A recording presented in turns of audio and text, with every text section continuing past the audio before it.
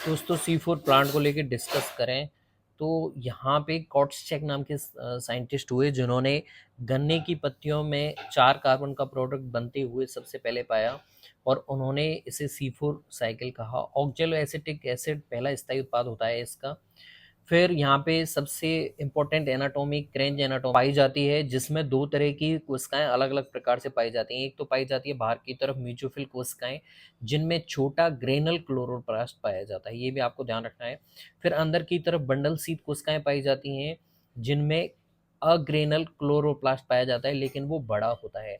ये इंपॉर्टेंट चीज़ें हैं जो दोनों को डिफ्रेंशिएट करती हैं। बंडल सी सेल में C3 साइकिल चलता है, जो अतिरिक्त CO2 को स्थिरीकृत करने का काम करता है।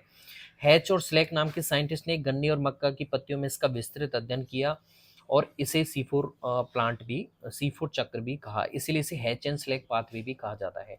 ज़्यादातर C4 पौधे मोनोकॉट होते हैं, लेकिन अपवाद स्वरूप गेहूं और जो जो एक बीज पत्री हैं, लेकिन ये C3 प्लांट होते हैं, तो इनमें अपवाद भी है, आपको ध्यान रखना है। म्यूजोफिल कोशिकाओं में रूबिस्को एंजाइम एब्सेंट होता है, जबकि बंडल सीड कोशिकाओं में C3 साइकिल चलता है, ये आपको ध्यान रखना है। यहाँ पे रूबिस्को नहीं पाया जाएगा, यहाँ पे पाया जाता है रूबिस्को। म्यूचोफिल कोशिकाओं में जैसा कि मैंने बताया ग्रेनल क्लोरोप्लास्ट पाया जाता है, लेकिन छोटा होता है। बंडल सीट में बड़ा अग्रेनल क्लोरोप्लास्ट पाया जाता है। ये कुछ इंपॉर्टेंट फैक्टर हैं जो C4 प्लांट में आपको ध्यान रखना है।